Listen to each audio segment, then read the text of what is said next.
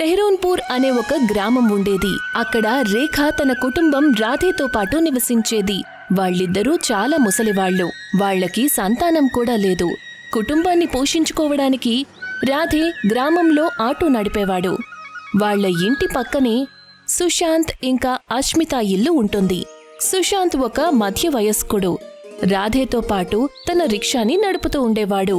ఒకరోజు ఉదయాన్నే సుశాంత్ రాధే ఇంటికి వెళ్లి అతన్ని పిలుస్తాడు. పదండి రాధే గారు, ఇవాళ ఆటో స్టాండ్కి వెళ్ళవసరం లేదా? దానికి రాధే ఇంట్లో నుంచి, వస్తున్నాను సుశాంత్ బాబు. రాధే కాసేపట్లోనే ఇంట్లో నుంచి బయటికి వెళ్తాడు రిక్షా స్టాండ్కి వెళ్లటానికి. ఏమైంది రాధే గారు, ఈ మధ్య చాలా లేటుగా వస్తున్నారు? ఏమైనా సమస్య ఉందా? బాబు సుశాంత్, వయసుతో పాటు అలసట పెరిగిపోతుంది. నిద్రలో నుంచి లేవటం కూడా చాలా కష్టంగా అనిపిస్తుంది. వాళ్ళిద్దరూ తమ తమ ఆటోలను తీసుకుని ఆటో స్టాండ్కి వెళ్ళిపోతారు. రాధే ఆటో నడిపి రోజంతా గడుపుతాడు. రాత్రైన తరువాత ఇంటికి తిరిగొస్తాడు. రేఖా, ఓ రేఖా, ఎక్కడున్నావ్? కాస్త నీళ్లు తీసుకురా, ఆరోగ్యం బావున్నట్టు లేదు. రేఖ వంటగదిలో నుంచి నీళ్లు తీసుకొస్తుంది. రాధేకి ఇస్తుంది. అతన్ని ఇలా అడుగుతుంది. ఏమైందండి, ఇవాళ చాలా అలసటగా కనిపిస్తున్నారు? రేఖ, మనకెవరైనా సంతానం ఉంటే బాగుండేది. ఈ వయసులో మనల్ని చూసుకోవడానికి. ఇక నా వల్ల కావడం లేదు రేఖ. ఇంతసేపు పని చేయడం నా వల్ల కావడం లేదు. ఊర్లో గవర్నమెంట్ బస్సులు కూడా మొదలైపోతున్నాయి. ఇక రోజువారీ సంపాదన పూర్తిగా తగ్గిపోతుంది. ఇలాంటప్పుడు మనకి ఇంటి గడవడం చాలా కష్టమైపోతుంది. ఏం పర్వాలేదు, ఏదో ఒకటి చూద్దాంలేండి. భగవంతుడు ఎప్పుడూ మనకి తోడుంటాడు. మనల్ని ఒంటరిగా వదిలిపెట్టడు. నువ్వు చెప్పింది నిజమే.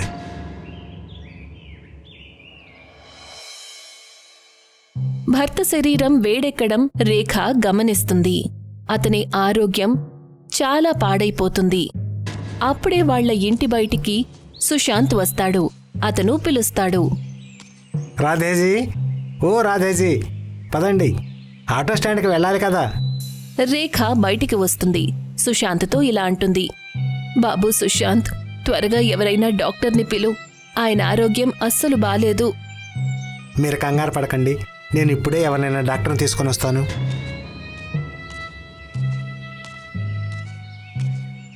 సుశాంత్ ఊర్లో ఉన్న డాక్టర్ని వెంటనే పిలుచుకుని వస్తాడు. ఇతని ఆరోగ్యం అసలు బాగాలేదు. విశ్రాంతి చాలా అవసరం. లేదు, నేను పని చేయగలను.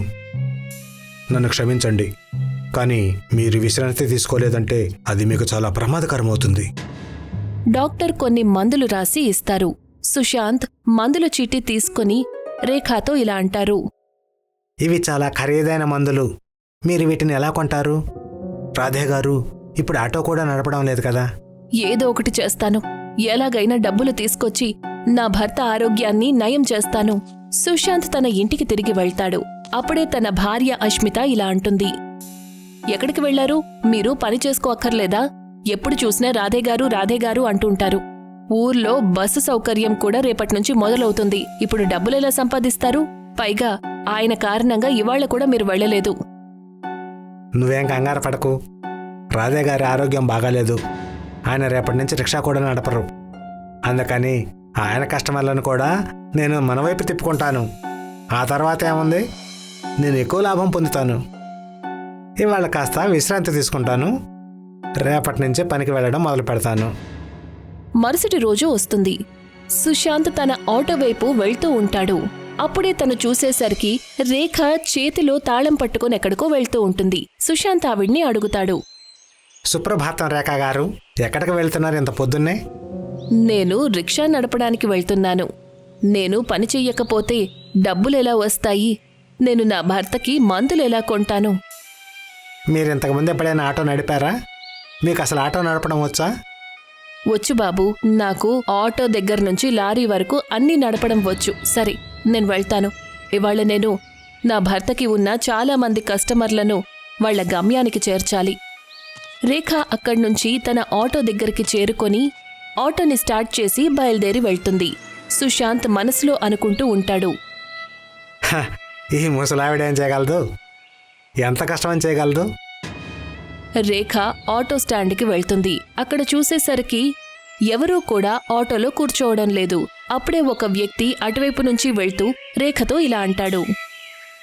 చూడండమ్మా, ఆటో నడపడం మానేయండి. ఇక మీదట అందరూ బస్సులోనే వెళ్తుంటారు. ఎంత దూరం వెళ్ళడానికైతే మీరు 30 రూపాయలు తీసుకుంటారో అంత దూరానికి బస్సు వాళ్ళు 5 రూపాయలే తీసుకుంటారు. వెళ్ళండి వెళ్ళండి, మీ ఆటో నమ్ముకోండి. రేఖ ఎంతోసేపు ఎదురుచూస్తుంది, కానీ ఎవరూ కూడా తన ఆటోలో ఎక్కి కూర్చోలేదు. చూస్తూ చూస్తూ మధ్యాహ్నం 3 గంటలవుతుంది. తను ఎంతో నిరాశగా ఆటో తీసుకుని ఇంటికి తిరిగొస్తుంది. ఒకవేళ ఇలాగే ఉందంటే నా భర్త కోసం మందులెలా వస్తాయి? ఇప్పుడు నేనేం చెయ్యాలి? ఎప్పుడైతే తనలో తను మాట్లాడుకుంటూ ఉంటుందో అప్పుడే అక్కడ ఒక సాధువు ఆటోని ఆపుతాడు. రేఖ అతన్ని చూసి తన ఆటోని ఆపుతుంది. మీకు ధన్యవాదాలమ్మా, ధన్యవాదాలు. మీరు నన్ను చూడగానే ఆటోని ఆపారు. నేను ఎన్నో రోజులుగా ప్రయాణం చేస్తూ ఉన్నాను. ఇక నేను ఇంటికి వెళ్ళాలి, కానీ నా కాళ్ళకి పుళ్ళయ్యాయి. ఏం పర్వాలేదు సాధువు గారు, మీరు నా ఆటోలో కూర్చోండి. నేను మిమ్మల్ని మీ గమ్యానికి చేరుస్తాను. సాధువు రిక్షాలో కూర్చుంటాడు. రేఖ సాధువుని పెహ్రూన్పూర్లో ఉన్న కొండ దగ్గరకు తీసుకువెళ్లి వదిలేస్తుంది. కిందికి దిగిన తర్వాత సాధువు ఇలా అంటారు. నన్నిక్కడ దింపినందుకు మీకు ధన్యవాదాలు, కానీ నా దగ్గర మీకు ఇవ్వడానికి ఏమీ లేవు. ఏం పర్వాలేదు సాధువు గారు, మీకు సేవ చేసే అవకాశం నాకు లభించింది. ఇదే నా అదృష్టం. ఇంత పెద్ద వయసులో కూడా మీరు ఇంతగా కష్టపడుతున్నారు. తప్పకుండా మీకు ఏదో సమస్య ఉండుంటుంది. సాధువు తన సంచిలో చెయ్యి పెడతారు. ఆటోలో వేళ్లాడదీసే ఒక చిన్న పిచ్చుక బొమ్మను రేఖకు ఇస్తారు. ఆ తర్వాత ఇలా అంటారు. ఇది తీసుకోండి, దీనిని మీ ఆటోకి తగిలించండి. మీరు ఎప్పుడైతే దీనిని ఆటోకి తగిలిస్తారో అప్పుడు మీ రిక్షా ఎగరడం మొదలు పెడుతుంది. ఆ మాట చెప్పి సాధువు అక్కడి నుంచి వెళ్ళిపోతారు. రేఖ ఆ పక్షి బొమ్మను చూసి దానిని తన ఆటోలో తగిలిస్తుంది. వెంటనే రిక్షాకి 2 రెక్కలు వస్తాయి. రిక్షా ఆకాశంలోకి ఎగురుతుంది. అరే, ఈ రిక్షా నిజంగానే ఆకాశంలో ఎగురుతోంది. భలే అద్భుతంగా ఉంది. రేఖ రిక్షాని ఎగరేస్తూ రిక్షా స్టాండ్కి చేరుకుంటుంది. ఆ వ్యక్తి మళ్లీ ఒకసారి రేఖ దగ్గరికి వస్తాడు. అతనొకప్పుడు రేఖకి రిక్షా అమ్మేయమని చెప్తాడు. నన్ను క్షమించండి, మీరు నన్ను మీ రిక్షాలో, అంటే నా ఉద్దేశం మీ ఆటో రిక్షాలో ఎక్కించుకుంటారా? నేను మీకు 200 ఇస్తాను. దయచేసి నన్ను మీ రాకెట్ రిక్షాలో ఒక్కసారి ఎక్కించుకోండి. తప్పకుండా, వచ్చి రాకెట్ రిక్షాలో కూర్చోండి. నెమ్మది నెమ్మదిగా అందరూ రేఖ రాకెట్ రిక్షాలో కూర్చోవాలనుకుంటారు. ప్రతిరోజు రేఖ అందరినీ రాకెట్ రిక్షాలో ఎక్కించుకొని ఒక ఊరి నుంచి ఇంకో ఊరికి తీసుకువెళ్తుంది. దానివల్ల మందులకు డబ్బులు వస్తాయి, రాధే ఆరోగ్యం కూడా మెరుగుపడుతుంది. కాని ఈ విషయం ఎవరికో నచ్చడం లేదు. అష్మిత ఇంకా సుశాంత్కి. చూస్తున్నారు కదా, ఊర్లో ఏం జరుగుతోందో అంతా మీ వల్లే జరుగుతోంది. ఒకవైపు బస్సు వల్ల సంపాదన లేదు, ఇక మరొక వైపు ఈ రాకెట్ రిక్షా. మనం ఏదో ఒకటి చెయ్యాల్సిందే, లేకపోతే బతకడం కష్టమవుతుంది. నువ్వేమీ కంగారు పడద్దు రేఖ, ఇంకా రాధే ఇద్దరూ నన్ను ఎంతగానో నమ్ముతున్నారు. అందుకనే వాళ్ళు నాకు చెప్పారు వాళ్ళ రిక్షా ఎలా ఎగురుతుంది అని. ఎలా? వాళ్ళ రిక్షా ఎలా ఎగురుతోంది? వాళ్ళ ఆటో లోపల ఒక పక్షి బొమ్మ వేలాడుతూ ఉంటుంది. దాన్ని రేఖ ప్రతిరోజు ఇంట్లోకి తీసుకువెళ్తుంది. మనం దానిని దొంగిలించాలి. ఇంత చిన్న విషయమా? దొంగతనంలో నేను ఎక్స్పర్ట్ని. ఈ విషయం నాకొదిలేయండి. రేఖ రోజంతా రాకెట్ రిక్షాని నడిపి అలసిపోయి ఇంటికి వస్తుంది. రాధే త్వరగా భోజనం చేసి పడుకుంటాడు. అర్ధరాత్రి దాటుతుంది. అదే సమయంలో అష్మిత రేఖ ఇంటి తలుపు కొడుతుంది. రేఖా గారు, వస్తున్నాను. రేఖ అష్మిత గొంతు వినగానే తలుపు తెరుస్తుంది. తను చూసేసరికి చేతిలో ఒక సంచి పట్టుకుని ఉంటుంది. ఏమైందమ్మా? ఇంత రాత్రి వేళ ఇలా వచ్చావేంటి? ఏదైనా సమస్య?